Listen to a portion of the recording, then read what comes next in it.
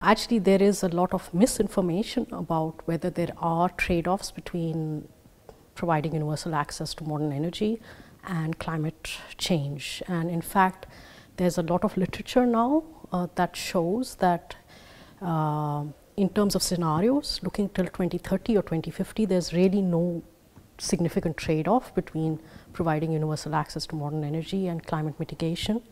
There is a study by one of the FEAM researchers, Massimo Tavoni, with co-authors that shows that in fact even providing a significant increase in the energy for poor populations will not really lead to significant rise in temperatures or emissions.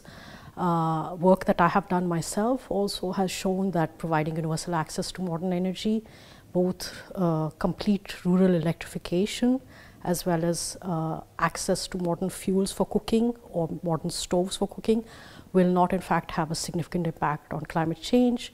And the reason for this is that basically we find that currently biomass is being used for cooking.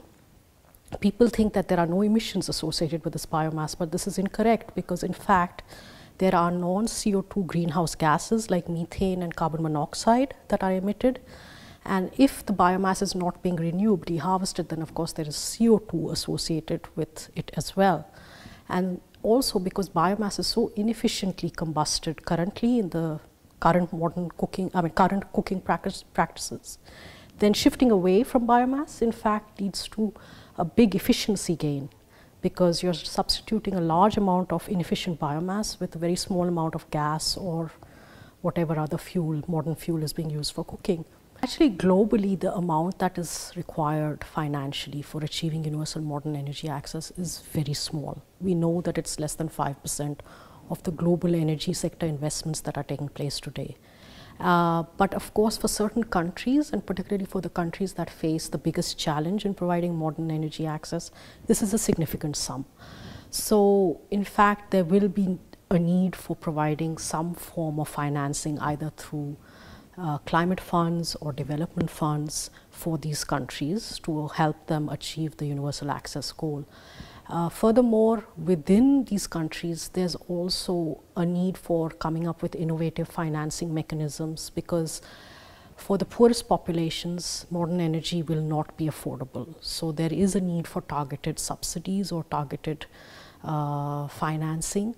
And in fact, research that we have done indicates that subsidies alone are not sufficient, and also providing grants or microfinance for the purchase of equipment is also on its own not sufficient.